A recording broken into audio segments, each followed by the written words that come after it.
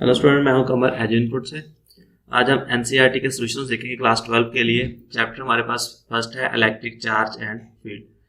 इस चैप्टर में हमने इलेक्ट्रिक चार्जेस के बारे में और इलेक्ट्रिक फील्ड के बारे में डिस्कस किया था। आज हम उसके जो एनसीईआरटी सॉल्यूशंस हैं उनको डिस्कस करेंगे। सबसे पहला जो क्वेश्चन है हमारे पास वो ये है कि what is the force between the two small charge spheres having charges of 2 cross 10⁻⁻7 coulomb and 3 cross 10⁻⁻7 coulomb placed 30 centimetre apart in air. हमने दो चार्जेस के दरमियान जो फोर्स फाइंड करनी है और उनका जो दरमियान का डिस्टेंस है वो 30 सेंटीमीटर है। अब हम यहाँ पर कॉलम लॉ लगाएंगे। कॉलम लॉ ये कहता है कि दो चार्जेस जो हैं उनके दरमियान जो फोर्स होगी वो डायरेक्टली प्रोपोर्शनल होगी उनके चार्ज की मैग्नीट्यूड के। कि जो फोर्स है डायरेक्टली प्रोपोर्शनल होगी उनके चार्जेस की मैग्नीट्यूड के, और ये जो फोर्स है ये इन्वर्सली प्रोपोर्शनल होगी स्केयर डिस्टेंस बिटवीन देम, कि उनके दरमियान जितना डिस्टेंस होगा आप उसका स्केयर लेंगे उसके इन्वर्सली प्रोपोर्शनल होगी। इसको कंबाइन करें, हमारे पास फार्मूला कुछ इस तरह से बनता है कि F is directly proportional to Q1 Q2 over R square के। प्रोपोर्शनलिटी को खत्म करें, हमारे पास कांस्टेंट आता है K Q1 Q2 over R square. ये हमारे पास कूलम लॉ का फार्मूला है। इस फार्मूला से हम दो जो चार्जेस हैं एक दूसरे से थोड़े से डिस्टेंस पे पड़े हों तो उन पे जो फोर्स एक्ट कर रही होती है एक दूसरे की वजह से वो इस फार्मूला से हम फाइंड कर सकते हैं। तो इसमें हमें तीन चीज़ें रिक्वायर्ड होती हैं, दो चार्जेस की मैग्नीट्यूड और उनके दरमियान जो डिस्टेंस है। के जो है जहाँ पर प्रोपोर्शनलिटी कांस्टेंट है, तो इसकी जो वैल्यू है ये हमारे पास होती है 9 cross 10⁻⁹ Newton metre square per coulomb square. दोनों चार्जेस की मैग्नीट्यूड हमें दी हुई है कि Q1 हमारे पास है 2 क्रॉस 10⁻⁻7 कॉलम, Q2 हमारे पास है 3 क्रॉस 10⁻⁻7 कॉलम, और उनके दरमियान जो डिस्टेंस है वो है हमारे पास 30 सेंटीमीटर। इसको जब मीटर में कन्वर्ट करेंगे तो 100 पे डिवाइड करेंगे और ये हमारे पास आएगा 0.3 मीटर के। इन तीनों वैल्यूज को हम इस फार्मूला में पुट करते हैं। F is equal to K की वैल्यू हमारे पास 9 क्रॉस 10⁻⁹ क्रॉस Q1 की वैल्यू है हमारे पास 2 क्रॉस 10⁻⁻7 क्रॉस Q2 की वैल्यू है हमारे पास 3 cross 10⁻⁻7 over R square. R की वैल्यू है हमारे पास 0.3 और इसका स्केयर। और जब इस फार्मूला को एवेल्युएट करेंगे तो हमारे पास इसकी जो आंसर आएगा वो आएगा 6 क्रॉस 10⁻⁻3 न्यूटन। फोर्स का न्यूटन है 6 क्रॉस 10⁻3 न्यूटन कैसे है, 2 को 3 से मल्टीप्लाई करेंगे तो हमारे पास 6 आएगा। हम इसको यहाँ से थोड़ा सा वैल्यूएट करते हैं कि 9 क्रॉस 10⁻9, 2 को 3 से मल्टीप्लाई करेंगे 6 आएगा। मैथमेटिक्स में हमने ये देखा है कि जब दो एक्सपोनेंट आपस में मल्टीप्लाई हो रहे हो तो उनकी जो वैल्यूज हैं वो आपस में प्लस होती हैं। तो -7 एंड -7 -14 आ जाएगा ओवर 0.3। इसको हम यूँ लिखेंगे 3 ओवर 10 के, और ये 10 ऊपर जाएगा तो इसकी वैल्यू माइनस में हो जाएगी। 3 1 ज़ार 3, 3 ज़ार 9। इसको इससे मल्टीप्लाई करेंगे तो हमारे पास जो वैल्यू फाइनल आएगी वो आएगी 6 क्रॉस 10⁻⁻3 न्यूटन के।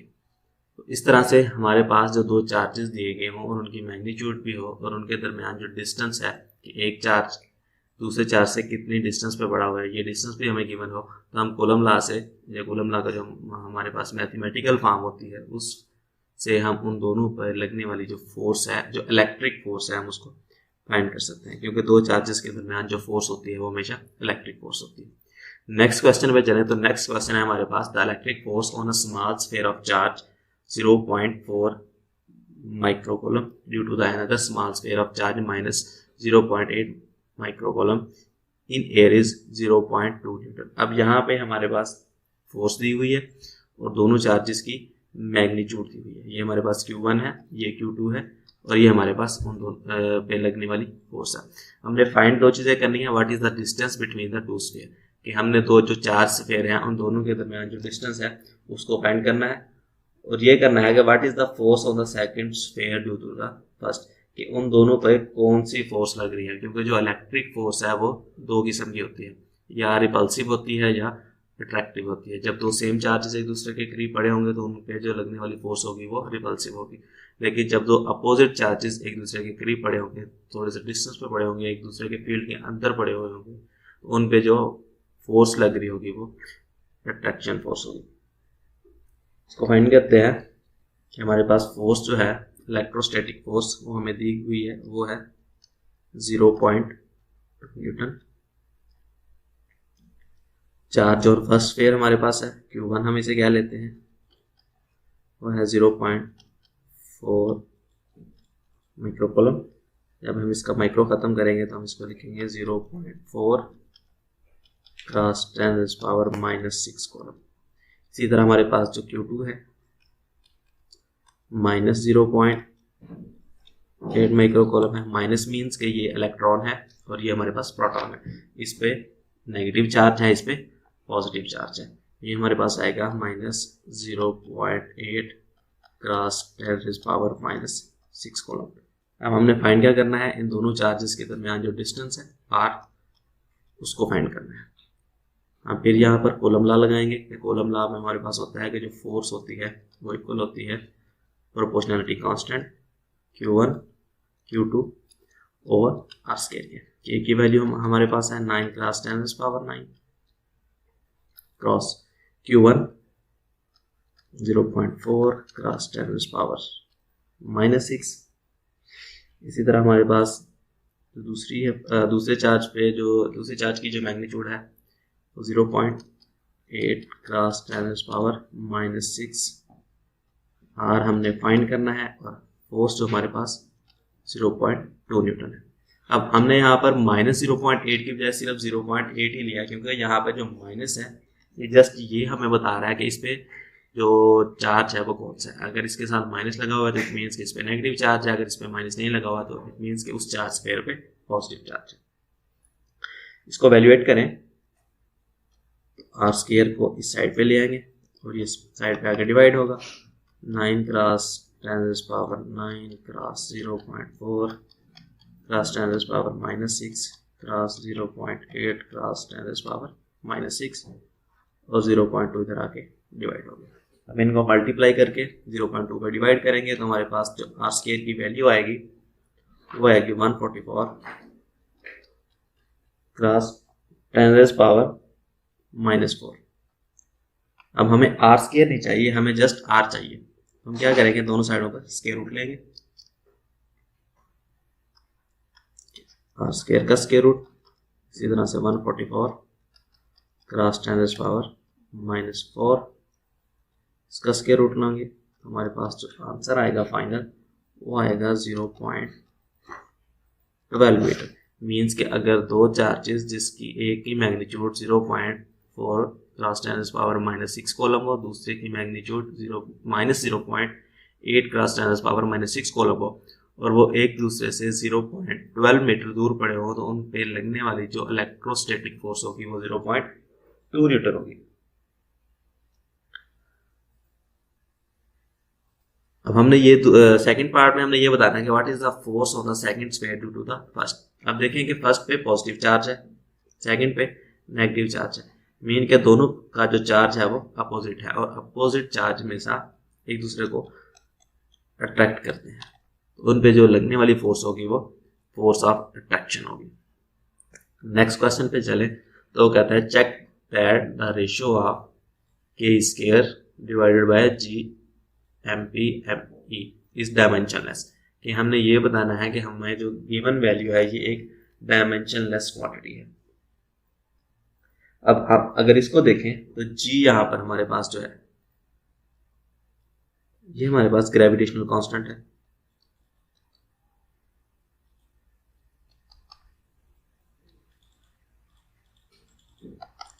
और इसका जो यूनिट होता है वो हमारे पास होता है न्यूटन मीटर स्क्वायर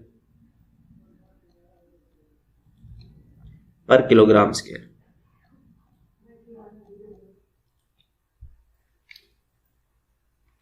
इसी तरह हमारे पास जो ME ये मास ऑफ इलेक्ट्रॉन है एंड हमारे पास जो MP है ये यहाँ पर मास ऑफ इलेक्ट्रॉन को शो कर रहा है। मीन कि ये दोनों क्या है, मैसेज हैं। और जो हमारे पास जो मैसेज होते हैं उनका यूनिट हमारे पास किलोग्राम होता है। इसी तरह से यहाँ पर जो E है ये यहाँ पर इलेक्ट्रॉन का चार्ज है, इसको हम कॉलम में मेजर करते हैं। ये यहाँ पर चार्ज ऑन इलेक्ट्रॉन को रिप्रेजेंट कर रहा है और चार्ज का यूनिट हमेशा कूलम होता है। इसी तरह से के यहाँ पर प्रोपोर्शनलिटी कांस्टेंट है जिसका unit Newton metre square per coulomb square है। अब सबकी जो यूनिट्स हैं वो हमारे पास आ गए। हमारे पास जी ग्रेविटेशनल का भी आ गया, मास of electron and mass of proton का यूनिट भी हमारे पास है, ई इलेक्ट्रॉन पे चार्ज का भी यूनिट है हमारे पास, और जो कि यहाँ पर प्रोपोर्शनलिटी कांस्टेंट को रिप्रेजेंट कर रहा है उसका यूनिट भी हमारे पास आ गया। अब इस फार्मूला में हम सारे यूनिट को पुट कर देंगे कि E square divided by G mass of proton and mass of electron. अब इनके यूनिट्स को जब हम यहाँ पे पुट करेंगे तो के का यूनिट हमारे पास था Newton metre square per coulomb square. किसी भी चीज़ की डायमेंशन जब निकालनी हो तो हम उसके यूनिट्स हैं उनको आपस में मल्टीप्लाई या डिवाइड करते हैं अकॉर्डिंग टू फार्मूला के। जिस तरह से हमारे पास उस क्वांटिटी का फार्मूला होगा उसी हिसाब से हम उसमें उसके यूनिट्स पुट करेंगे और उसकी डायमेंशंस को निकालेंगे। इलेक्ट्रॉन कॉलम को रिप्रेजेंट कर रहा है तो यहाँ पर column square divided by gravitational constant. Gravitational constant हमारे पास न्यूटन मीटर स्क्वायर पर kilogram square. Mass of electron kilogram में है एंड मास ऑफ इलेक्ट्रॉन भी प्रोटॉन भी किलोग्राम में है। ये हमारे पास आएगा न्यूटन मीटर स्क्वायर। अब ये कॉलम पर स्क्वायर है और ये कॉलम स्क्वायर है। जब दोनों को आपस में मल्टीप्लाई करेंगे, ये दो सेम क्वांटिटीज आपस में मल्टीप्लाई हो रहे हो, उनके जो पावर्स होते हैं उनको आपस में ऐड करते हैं तो -2 and +2 is equal to 0। Means कि ये क्वांटिटी इस क्वांटिटी से कैंसिल आउट हो जाएगी, हमारे पास ऊपर सिर्फ न्यूटन मीटर स्क्वायर बचेगा। नीचे है तो हमारे पास न्यूटन मीटर स्क्वायर पर किलोग्राम स्क्वायर। इसी तरह इस किलोग्राम को इस किलोग्राम से मल्टीप्लाई करेंगे तो हमारे पास आएगा किलोग्राम स्क्वायर। अब फिर इस किलोग्राम से ये पर किलोग्राम कैंसिल और इस न्यूटन मीटर स्क्वायर से ये newton metre square cancel out हो गया। तो एंड पे हमारे पास कोई यूनिट भी नहीं बचा तो हम ये कहेंगे कि ये एक डायमेंशनलेस क्वांटिटी है। हमारे पास ये जो फार्मूला दिया गया है इसकी कोई भी डायमेंशंस नहीं है।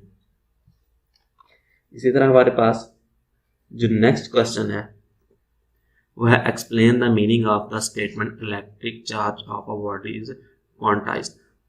Why can one ignore quantization of electric charges when they're dealing with the microscope या large scale charges। एक तो हमने ये बताना है कि electric charge of a body is quantized, कि किसी भी बॉडी पे जो इलेक्ट्रिक चार्ज होता है हम उसको क्वांटाइज कर सकते हैं, हम उसको डिवाइड कर सकते हैं।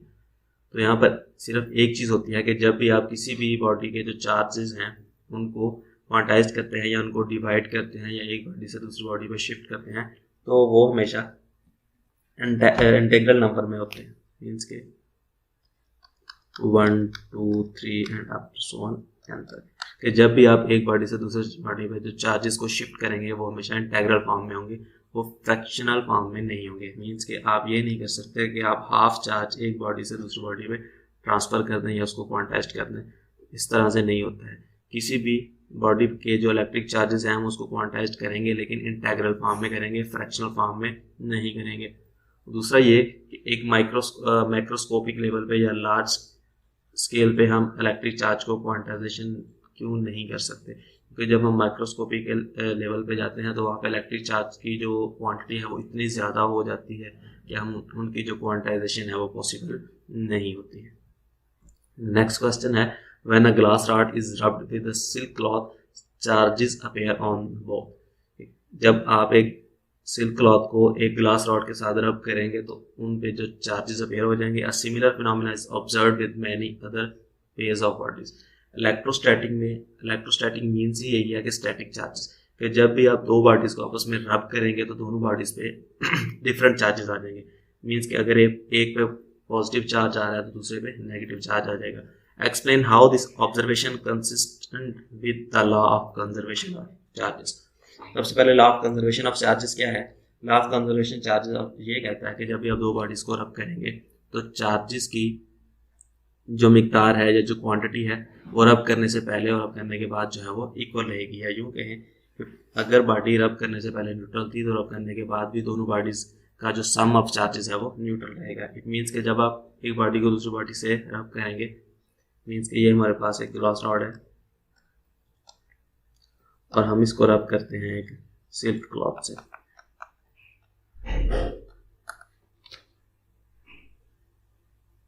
दोनों पे चार्जेस अपीयर हो जाते हैं और इस चार्जेस को हम चार्ज बाय फ्रैक्शन कहते हैं कि दो बॉडीज को आपस में जब रब कर रहे हैं तो फ्रैक्शन की वजह से दोनों पर क्या आ जाते हैं?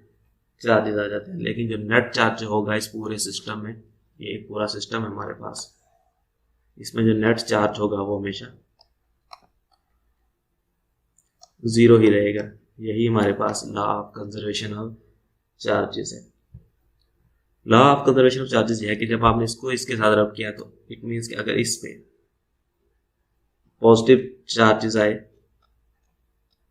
चार, तो इस पे जो नेगेटिव चार्ज आएंगे वो भी चार ही होंगे। इसी तरह अगर यहाँ पर 10 आए तो यहाँ पर भी 10 ही होंगे। जब भी आप दो बॉडीज को आपस में रब करेंगे उन पर चार्जेस अपीयर होंगे। दोनों चार्जेस की जो मैग्नीट्यूड होगी वो सेम होगी, लेकिन उनके जो साइंस हैं वो अपोजिट होंगे। मीन्स कि अगर एक पे पॉजिटिव चार्ज आ रहा है तो दूसरे पे नेगेटिव चार्ज आएगा और इनका जो टोटल सम होगा वो इक्वल टू जीरो होगा। यही हमारे पास law of conservation of charges है। नेक्स्ट क्वेश्चन है कि 2 point charges QA 3 microcoulomb and QB -3 microcoulomb are located 20 cm apart in vacuum. What is the electric field at the midpoint O of the line AB joining the two charges? ये दो charges हैं हमारे पास, एक QA है, इसकी magnitude 3 माइक्रोकोलम है। QB है हमारे पास -3 माइक्रोकोलम है। फॉर एग्जाम्पल के ये A चार्ज है, यहाँ पे पड़ा हुआ है, B चार्ज यहाँ पे पड़ा हुआ है, दोनों की मैग्नीट्यूड सेम है। इसकी भी 3 है, इसकी भी 3 है, लेकिन साइन अपोजिट है। इट मीन्स कि ये इस पे पॉजिटिव चार्ज है, इस पे नेगेटिव चार्ज है। अब इनका जो लाइन ज्वाइन कर रही है उसकी जो लेंथ है वो 20 सेंटीमीटर है। अब वो ये कहता है कि इसके मिड पॉइंट पे, मीन्स कि अगर इसका टोटल लेंथ 20 है तो इसका मिड पॉइंट 10 सेंटीमीटर होगा। इस पॉइंट पे जो चार्जेस पे जो इलेक्ट्रिक फील्ड है वो कितना होगा? अब इलेक्ट्रिक फील्ड जब भी हम मेजर करते हैं, इलेक्ट्रिक फील्ड का हमारे पास जो फॉर्मूला होता है Q/4πε0 r² के, कि किसी भी चार्ज का जब हम इलेक्ट्रिक फील्ड फाइंड करते हैं तो इस फार्मूला से करते हैं। Q यहाँ पर चार्ज को रिप्रेजेंट करता है कि जिस चार्ज का हम इलेक्ट्रिक फील्ड मेजर करना चाह रहे हैं, और πε0 यहाँ पर एक कांस्टेंट के तौर पर लेते हैं, और r² डिस्टेंस होता है दो चार्जेस के दरमियान। इस फार्मूला में अगर हम वैल्यू पुट करें तो Q की हमारे पास जो वैल्यू आएगी वो आएगी 3 × 10⁻⁻6 कॉलम। तो 3 × 10⁻⁻6 कॉलम, इसकी वैल्यू कांस्टेंट है, इसको हम K से भी शो करते हैं। इसकी वैल्यू हमारे पास होती है 9 × 10⁻⁻9 और डिवाइडेड बाय 10 सेंटीमीटर, क्योंकि हमने मिड पॉइंट पर फाइंड करना है और मिड पॉइंट 20 का 10 बनता है।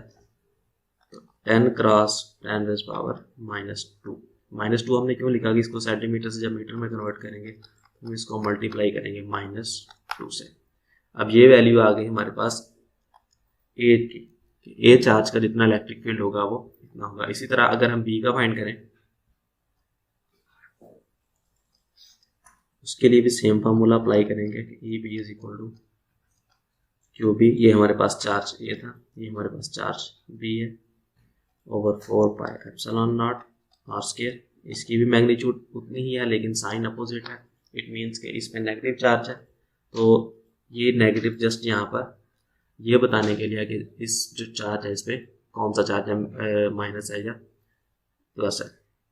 इसकी मैग्नीट्यूड 3 क्रॉस 10⁻⁻⁶ और 4 पाई एप्सिलॉन नॉट की वैल्यू 9 क्रॉस 10⁻⁹ और आर स्क्वायर 10 क्रॉस 10⁻⁻² का स्केयर, क्योंकि फार्मूला में स्केयर है, यहाँ पर भी हम स्केयर लगाते हैं। तो अब देखेंगे इसकी वैल्यू भी वही है, इसकी भी वैल्यू वही है। अब इस पॉइंट पर इसका भी फील्ड होगा और इसका भी फील्ड होगा, और इस पॉइंट पर अगर हम नेट फील्ड फाइंड करना चाहें, इलेक्ट्रिक फील्ड, तो वो इक्वल होगा ए का और बी का सम। इस पॉइंट पर ये जो हमारे पास मिड पॉइंट है, इलेक्ट्रिक ये जो ए चार्ज है इसका भी इलेक्ट्रिक फील्ड एक्ट कर रहा है और बी पॉइंट का भी कर रहा है, तो हम दोनों का जो फील्ड है उसको प्लस करेंगे तो हमारे पास नेट इलेक्ट्रिक फील्ड आ जाएगा जो कि इस मिड पॉइंट पर एक्ट कर रहा है। इसको फाइंड करने के लिए हम ये करते हैं कि दोनों क्वांटिटी सेम है तो इसको 2 से मल्टीप्लाई करते हैं। मीन्स कि अगर हमारे पास दो सेम क्वांटिटी हो तो हम उसको 2 से मल्टीप्लाई करके एक क्वांटिटी लेंगे और इसको 2 से मल्टीप्लाई कर देंगे तो हमारे पास टोटल आंसर आ जाएगा। इसको 2 से मल्टीप्लाई कर देते हैं, 2 cross 10⁻⁻⁶ cross 9 cross 10⁻⁻⁹ over R square है, तो इट मीन्स 10 क्रॉस 10⁻⁻² का स्क्वायर। इसको कैलकुलेट करेंगे तो हमारे पास जो चार्ज आएगा वो आएगा 5.4 क्रॉस 10⁻⁶ न्यूटन पर कूलम। इस पॉइंट पर जितना इलेक्ट्रिक फील्ड होगा वो होगा 5.4 क्रॉस 10⁻⁶ न्यूटन पर कूलम। मिड पॉइंट दो चार्जेस का जो बनेगा उस पर दोनों चार्जेस का इलेक्ट्रिक फील्ड एक्ट करेगा, और इसको फाइंड करने के लिए हम दोनों का जो फील्ड है अलग अलग निकालेंगे, फिर उसको प्लस करेंगे तो हमारे पास नेट इलेक्ट्रिक फील्ड आ जाएगा उस पॉइंट पे। नेक्स्ट क्वेश्चन है हमारे पास, अ सिस्टम हैज 2 चार्जेस। एक सिस्टम है उस पर 2 चार्जेस हैं located at the point -15 centimetre और जो बी है वो +15 सेंटीमीटर। ये हमें एक्सिस में दिए गए हैं। What are the total charges and electric dipole moment of the system. कि हमने ये बताना है कि इस सिस्टम का जो टोटल डाइपोल मोमेंट है वो कितना होगा। पहले हमारे पास क्यू ए है, ए का चार्ज है 2.5 क्रॉस 10⁻⁻⁷ कॉलम। क्यू बी है हमारे पास -2.5 क्रॉस 10⁻⁷ कॉलम। दोनों की मैग्नीट्यूड सेम है, साइन अपोजिट है, इट मीन्स कि एक पे पॉजिटिव चार्ज है एक पे नेगेटिव चार्ज है। अब दोनों की जो लोकेशन है वो हमें एक्सिस में दी गई। ये हमारे पास एक्स एक्सिस है, ये हमारे पास वाई एक्सिस है और ये हमारे पास जी एक्सिस है। मीन कि ये जो चार्ज है ये एक स्पेस में रखा हुआ है और ये जेड एक्सिस के अलॉन्ग -15 सेंटीमीटर पे है, और जो बी पॉइंट है इसका वो जेड एक्सिस के अलॉन्ग +15 सेंटीमीटर पे है। मीन कि अगर हम एक प्लेन ड्रा करें एक्स वाई जी, तो ये हमारे पास जी एक्सिस है जो कि पॉजिटिव है और ये हमारे पास नेगेटिव जी एक्सिस है। इट मीन्स कि यहाँ पे -15 है और यहाँ पे +15 है। एक चार्ज इधर पड़ा हुआ है और एक चार्ज इधर पड़ा हुआ है। इन दोनों का जो हमने टोटल जो है वो इलेक्ट्रिक डाइपोल मोमेंट फाइंड करना है। इलेक्ट्रिक डाइपोल मोमेंट फाइंड करने के लिए हम क्या करेंगे कि दोनों चार्जेस को आपस में प्लस कर लेंगे। Q is equal to Q A plus Q B. एक है +2.5 क्रॉस 10⁻⁻⁷ और दूसरा है -2.5 क्रॉस 10⁻⁻⁷।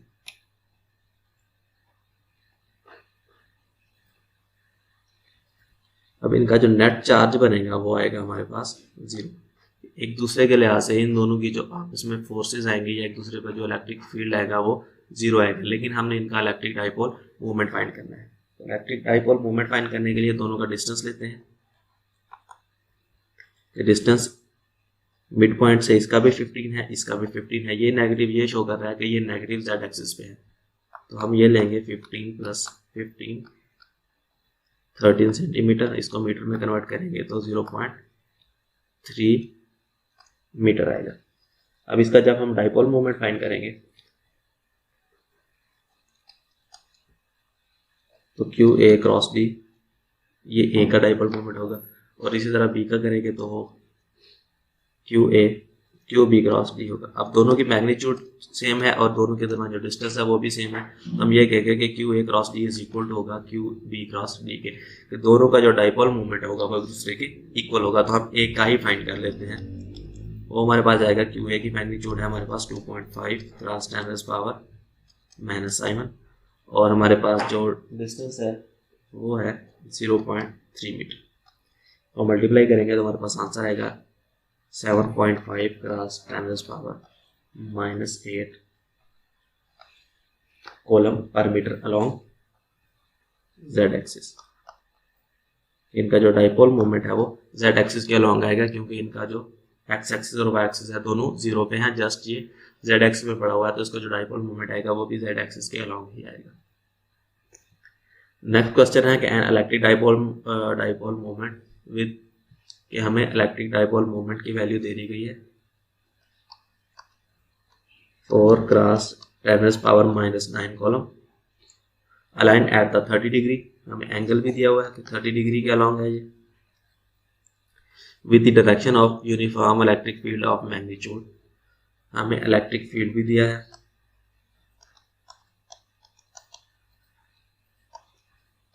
5 क्रॉस 10 पावर 4 न्यूटन पर कॉलम। हमें फाइंड क्या करना है, हमें इस चार्ज की वजह से जो टार्क प्रोड्यूस हो रहा है हमें वो फाइंड करना है। टार्क का हमारे पास जो फार्मूला होता है वो होता है dipole moment electric field sine theta, ये पी साइन थीटा, ये यहाँ पर डाइपोल मोमेंट है,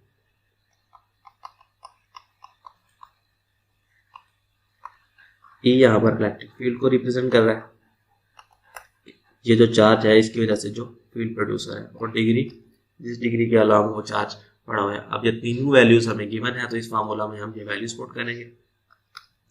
ई की वैल्यू हमारे पास 4 क्रॉस 10 पावर -9, इसी तरह हमारे पास जो इलेक्ट्रिक फील्ड है 5 क्रॉस 10 पावर 4 एंड साइन 30, इनको एवेल्युएट करेंगे तो हमारे पास आएगा 24 क्रॉस 5 को करेंगे तो 20 आएगा, -9 + 4 तो हमारे पास -5 आएगा।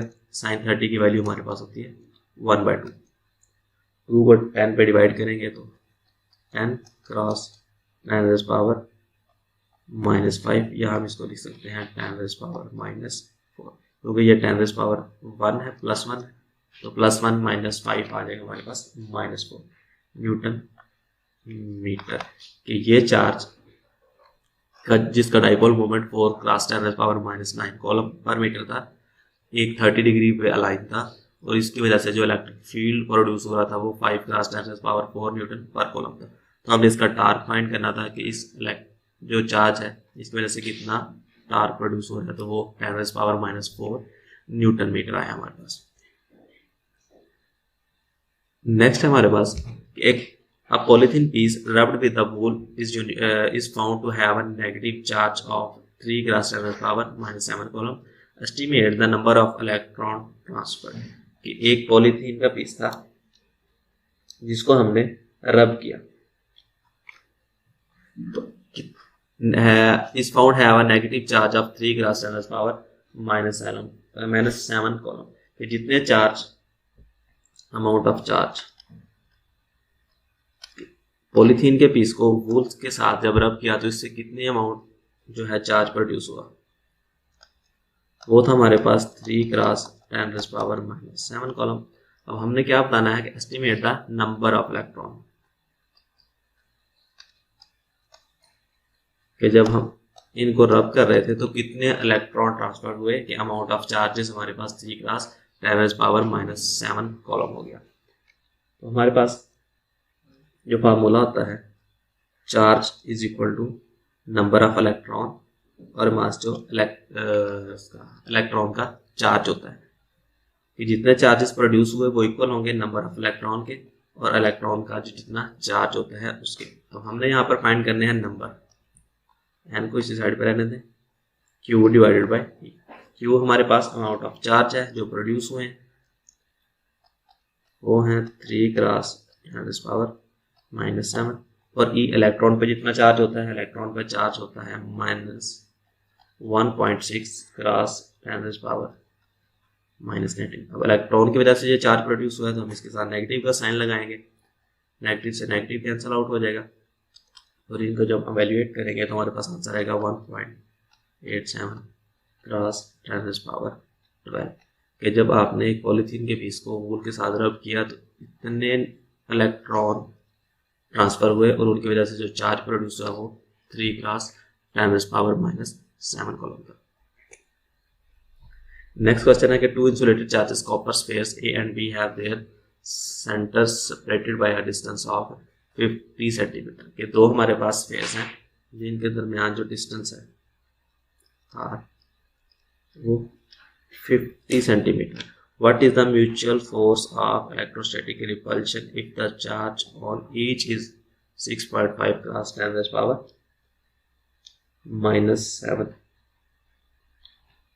कोलम के। The radii of A and B are negligible compared to the distance of the separation।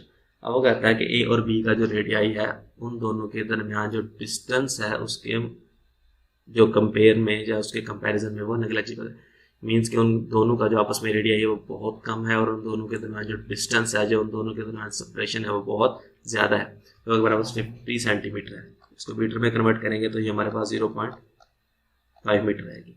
अब वो कहता है कि दोनों चार्जेस की जो मैग्नीट्यूड है वो सेम है, कि Q1 की जो मैग्नीट्यूड है वो भी 6.5 क्रॉस 10⁻⁻⁷ कॉलम है और Q2 की भी मैग्नीट्यूड इतनी ही है। अब दोनों की मैग्नीट्यूड भी सेम है और दोनों के साइन भी सेम है, तो इट मीन्स कि इन दोनों के दरमियान जो फोर्स होगी वो फोर्स ऑफ रिपल्शन होगी। हमें वो फोर्स फाइंड करनी है कि दोनों के दरमियान जो फोर्स प्रोड्यूस हो रही है वो कितनी है। उसको हम फॉर्मूला से ही फाइंड करेंगे कि Q1 Q2 over R square के। K की वैल्यू हमारे पास 9 क्रॉस 10⁻⁹, Q1 6.5 क्रॉस 10⁻⁻⁷, Q2 की भी वैल्यू यही है ओवर R। दोनों के दरमियान सेपरेशन कितना है 0.5 मीटर। 6.5 मल्टीप्लाई हो रहा है तो इसका स्क्वायर आ जाएगा 9 क्रॉस 10⁻⁹ क्रॉस 6.5 क्रॉस 10⁻⁻⁷ का स्क्वायर ओवर 0.5।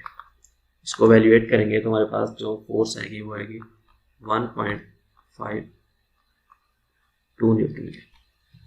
तो दो सेम चार्जेस जिनकी मैग्नीट्यूड 6.5 क्रॉस 10⁻⁻⁷ कॉलम थी, उन दोनों को सेपरेट किया गया था 0.5 मीटर के, और उनका जो रेडियाई था उनके दरमियान सेपरेशन के अकॉर्डिंग नेग्लिजिबल था। तो दोनों के दरमियान जो फोर्स ऑफ रिपल्शन थी वो हमारे पास थी 1.52 न्यूटन। नेक्स्ट क्वेश्चन हमारे पास, a point charge of 2 microcoulomb is at the centre of the cubic Gaussian surface of 9.0 centimetre on edge. What is the net electric flux through the surface. कि हमारे पास एक charge है जो कि गाजियन surface में enclosed है, तो हमने उसका नेट इलेक्ट्रिक फ्लक्स फाइंड करना है। इलेक्ट्रिक फ्लक्स है क्या कि किसी भी जो सरफेस है उसके पॉइंट एरिया में से जितनी इलेक्ट्रिक फील्ड लाइंस गुजरेंगी वो उसका नेट फ्लक्स होगा। गाजियन सरफेस के केस में हमारे पास जो फ्लक्स का फार्मूला होता है वो होता है कि टोटल चार्ज जितना भी उस सरफेस ने इनक्लोज किया हुआ है डिवाइडेड बाय परमिटिविटी, कि उस सरफेस के और उस सरफेस और चार्ज के दरमियान जो हमारे पास मीडियम आ रहा है उसकी परमिटिविटी कितनी है। तो इस फार्मूला से हम किसी भी गाजियन सरफेस जिसने एक चार्ज को इनक्लोज किया हुआ है उसका इलेक्ट्रिक फ्लक्स जो है वो फाइंड कर सकते हैं। हमारे पास चार्ज उसने दिया हुआ है तो वो हमारे पास है 2 माइक्रोकूलम, जिसको हम लिखेंगे 2 क्रॉस 10⁻⁻⁶ कूलम। परमिटिविटी यहाँ पर उन्होंने हमें कोई भी मीडियम नहीं दिया। इट मीन्स कि जब भी हमारे पास दो बॉडीज के दरमियान मीडियम डिफाइंड ना हो, इट मीन्स कि उन दोनों के दरमियान जो मीडियम होगा वो स्पेस होगी, और स्पेस की जो परमिटिविटी है वो हमारे पास है 8.85 क्रॉस 10 पावर -12 के पर न्यूटन कॉलम स्क्वायर और पर मीटर स्क्वायर के। अब ये दोनों वैल्यूज जब हम इस फार्मूला में पुट करेंगे तो हमारे पास नेट फ्लक्स आ जाएगा 2 cross 10 power -6 column divided by 8.85 cross 10 power -12 के।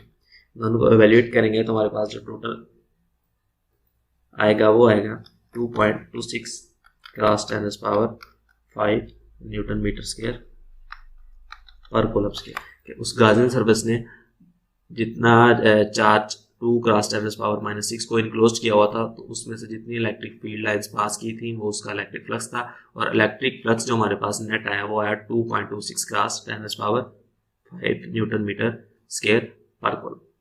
इस तरह नेक्स्ट जो है वो भी गाजियन सरफेस के रिलेटेड है कि अ point charge cause an electric flux of -1 cross 10 power 3। कि यहाँ पर हमें फ्लक्स दे दिया गया है कि फ्लक्स है हमारे पास -1 cross 10 power 3 newton metre square per coulomb pass through a spherical Gaussian surface of 10 centimetre radius. कि हमारे पास जो गाजियन सरफेस है उसका जो रेडियस है वो 10 सेंटीमीटर, मीटर पे कन्वर्ट करें तो 0.1 मीटर आ जाएगा। Centred on the charge. अब हमें यहाँ पे दो चीजें फाइंड करनी है। फर्स्ट ये है कि if the radius of the Gaussian surface were double how much flux would pass through the surface. कि अगर हम गाजियन जो सरफेस है उसको डबल कर देते हैं, उसका रेडियस बढ़ा देते हैं, तो फ्लक्स पे क्या इफेक्ट होगा। इससे प्रीवियस जो क्वेश्चन सॉल्व किया उसमें हमारे पास जो फ्लक्स का फार्मूला था वो था Q डिवाइडेड बाय परमिटिविटी। यहाँ पर इस फार्मूला में हमें कहीं भी R नजर नहीं आ रहा। इट मीन्स के जो फ्लक्स है वो कभी भी रेडियस पे डिपेंड नहीं करता, वो जस्ट दो चीजों पे डिपेंड करता है। एक मैग्नीट्यूड ऑफ चार्ज कि उस गाजियन सरफेस ने कितना चार्ज अपने अंदर इनक्लोज किया हुआ है, और दूसरे नंबर पे उस चार्ज के और गाजियन सरफेस के दरमियान मीडियम क्या है।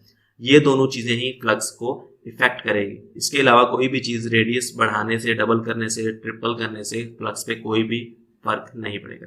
सेकेंड नंबर पे what is the value of the point charge. अब हमें फ्लक्स भी दिया हुआ है और परमिटिविटी की जो वैल्यू है वो कांस्टेंट है, वो भी हमें नोन है।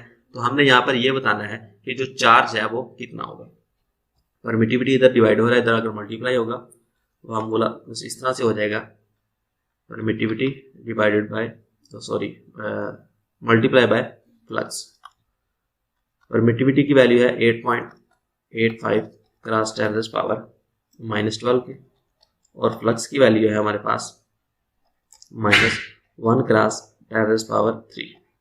इसको मल्टीप्लाई करेंगे तो हमारे पास आंसर आएगा 8.85 नैनो कूलम के, या इसको ये लिखें 8.85 क्रॉस 10 पावर -9 कॉलम के। कि जो गाजियन सरफेस थी जिसका फ्लक्स 1 क्रॉस 10 पावर 3 था उसने 8.85 नैनो कॉलम चार्ज जो है उसको इनक्लोज किया हुआ था। और अगर आप उस गाजियन सरफेस का रेडियस डबल, ट्रिपल या 4 गुना कर देंगे तो उसके जो फ्लक्स पे कोई असर नहीं पड़ेगा। सो ये था आज का हमारा टॉपिक चैप्टर, जिसके हमने एनसीईआरटी सॉल्यूशन देखे फर्स्ट चैप्टर के इलेक्ट्रिक चार्ज एंड फील्ड के। इसके रिलेटेड कोई भी क्वेश्चन होगा या कोई भी इशू होगा तो आप कमेंट सेक्शन में कमेंट करके पूछेंगे, या आप विजिट करेंगे eduinput.com को। उस वेबसाइट पर आपको एनसीईआरटी के तमाम सॉल्यूशंस की जो PDF है वो मिल जाएंगे।